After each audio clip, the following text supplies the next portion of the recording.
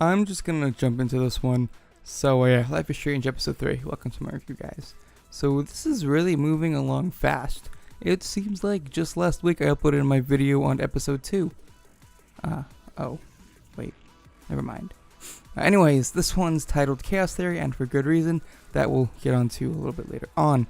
So my gears have changed as far as complaints and praises go. My absolute biggest complaint was the gross underuse of Max's rewind power. Even though episode 2 brought us so much more use of it over the first one, episode 3 is where things get a little spicier. Taking a break from the intense drama that ensued in episode 2, episode 3 Chaos Theory gives us a little slack, some time to kind of wind down. However, it's short-lived when developer Don't Nod plops a major plot twist at the end that puts the story on an almost entirely new path. That makes me kind of mad, but also hopeful for what the final 2 installments may hold. But I'm getting a little ahead of myself, so let's go in segments because that seems the most appropriate. First, the time rewinding thing. Like I said in my past 2 videos, I felt the rewind mechanic was immensely underused and was kinda disappointing. However, in this installment, they make the most of it by far with neat little verbal puzzles that allow you to back up time only to use the information you gathered from someone against them to gain more information to another kind of information.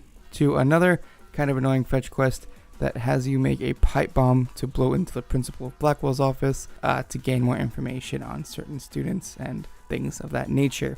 You also learn a lot about a lot of the different characters, like Rachel Amber, the missing girl I failed to mention in detail before, Frank, the annoyingly creepy drug dealer who made his debut in the prior episode but is still not important enough to mention in detail yet, to David, the annoying head of Blackwell Security, and Chloe's stepfather, whom I also never mentioned, and even a little more about Chloe and the main protagonist Max, even though it has a slightly calmer feel, like atmosphere, than the prior 2 episodes. Episode 3 really seems to be focused on the narrative, which I really appreciated, even though it went a little slow at times, an issue that tends to be common in these types of games. To expand on that, towards the end of the episode, we're introduced to a whole new other aspect of Max's power that pretty much just says right now that I could never complain about its underuse again. One that allows her to go back into the past through an old photo of her and Chloe to prevent Chloe's father from taking his car into the fatal car crash that, well, killed him, hence the word fatal, and changes the events leading up to Max and Chloe's reunion in Arcadia Bay almost completely. So yeah, I'll do my best not to say much more because I really hate discussing major plot points in these videos, even though I'm probably allowed to, but you know, feels bad. I'm still in love with the artwork and music choice. I believe this game was scored really well, almost as well as my favorite Tom Cruise movie Top Gun, which I just found out was filmed in part in my home city, but not quite as good. It's almost an insult to whoever scored Top Gun to compare the two but the game is still really well scored.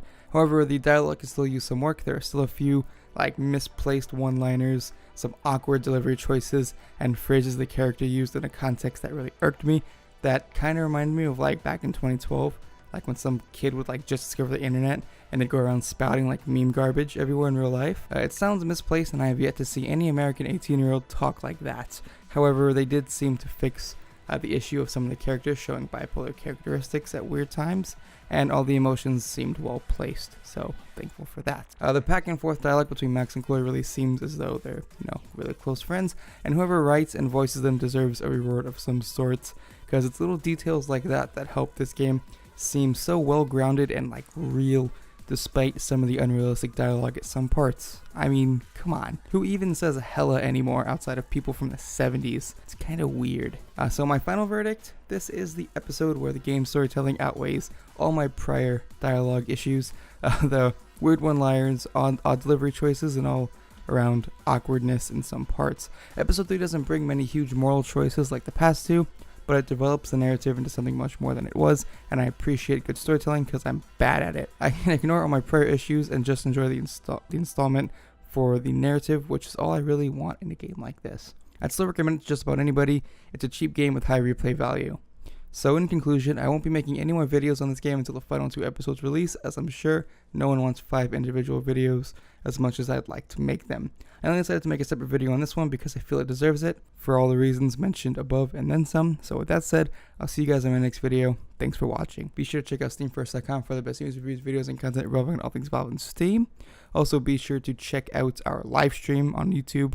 I think there's one every Friday, and then I do a couple every couple days. And be sure to buy our t-shirts and all that other stuff. Links to everything in the description. Thank you guys for watching. I'll see you guys in the next video. Goodbye.